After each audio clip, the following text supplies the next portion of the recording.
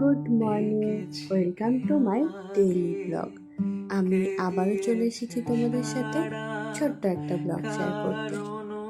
দিনটা ছিল মঙ্গলবার, আর আমাদের বাড়ির পাশে বজরংবলী মন্দির আছে, সেটা তো তোমরা সবাই জানো। তো মঙ্গলবার করে মন্দিরে প্রত্যেক মঙ্গলবার পুজো হয়। ব্রাহ্মণ এসে পুজো করে আর অনেক লোক আসে, অঞ্জলি দেয়।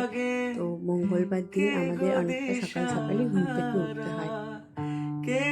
সকাল সকাল ঘুম থেকে উঠে স্নান টান করে ফ্রেশ হয়ে নিয়েছি। এখন যাব মন্দিরে। আর এদিকে দেখো, মন্দিরে কিন্তু পুজো শুরু হয়ে গেছে। দেখো কত লোক হয়েছে, আরও লোক হয়, কোনোদিন কম হয় কোনোদিন বেশি হয়। আর দেখো আমাদের বজরংবলী ঠাকুরকে কত সুন্দর লাগছে দেখতে।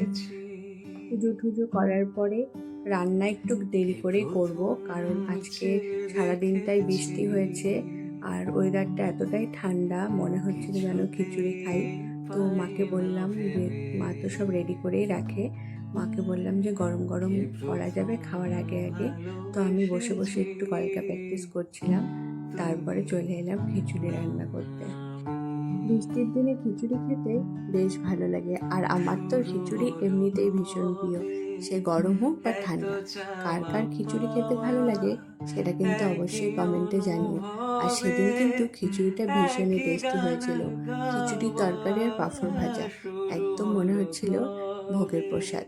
তো আমি নিজে রান্না করে নিজেই নিজের প্রশংসা করছি রান্নার। তো যেটা ভালো হয় সেটা তো ভালো বলতেই হবে।